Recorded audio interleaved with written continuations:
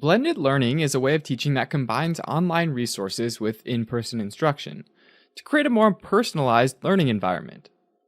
With blended learning, instructors often make some or all of the content available to the students outside of class time.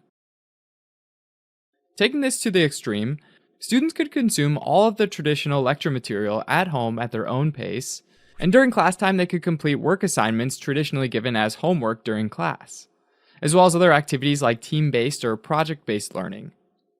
This describes the flipped classroom model, because it flips what students do at home and in the classroom. Typically, when a teacher creates a lecture, they have to make an educated guess about the knowledge level of their audience, since they have limited information about what each student knows or remembers. If a lecture is too difficult, then most of the students will be lost. If it's too easy, then most of the students will be bored.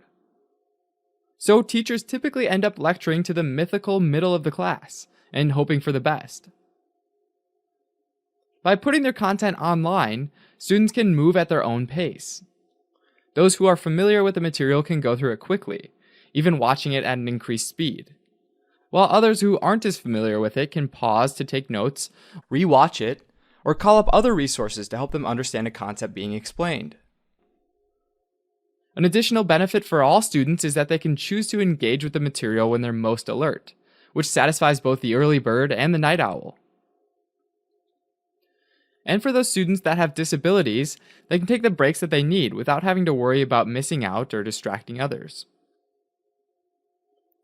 Putting work assignments back in the classroom also has a number of benefits from a learning science perspective.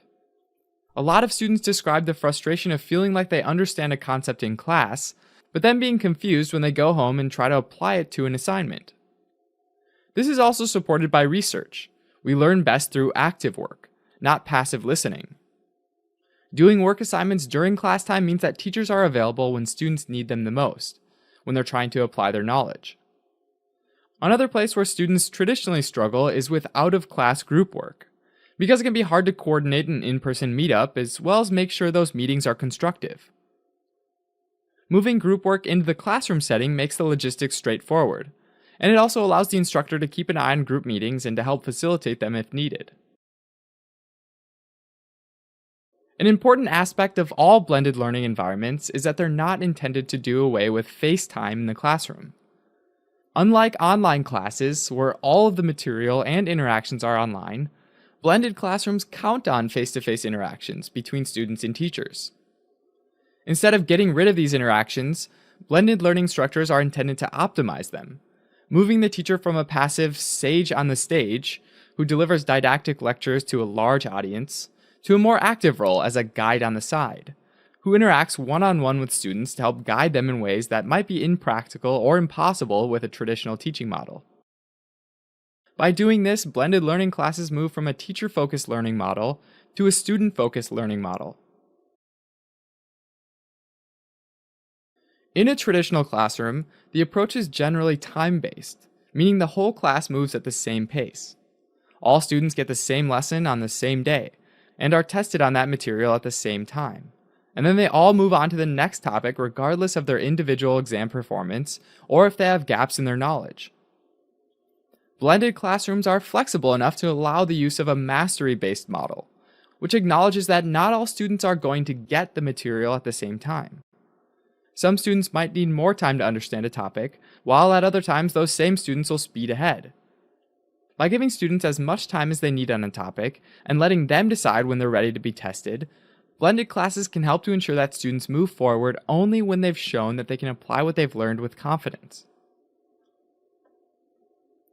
Blended learning, though, like any teaching approach, brings with it some important challenges. Because this approach depends on technical resources, they have to be affordable, reliable, and easy to use for both the students and the teachers. Oftentimes, there's also a learning curve that has to be navigated, especially for those that have never used technology in the classroom. Another challenge is making sure that the materials are being reliably and independently consumed by the students, and they're coming to class prepared. This can be incentivized by closely tying in-class work assignments to the content that's being delivered online, and can often be tracked with learning platforms. Finally, one of the biggest challenges to blended learning is that it really changes the role of the teacher to that of a coach and puts students in the driver's seat of their own learning, teaching them how to think as well as what to learn.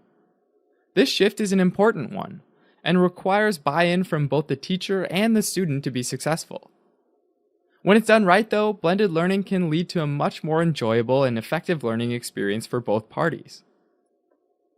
Alright, so as a quick recap, blended learning combines online resources with in-person instruction. And one type of blended learning is the flipped classroom, where students consume their lecture resources at home and spend class time doing in-class activities.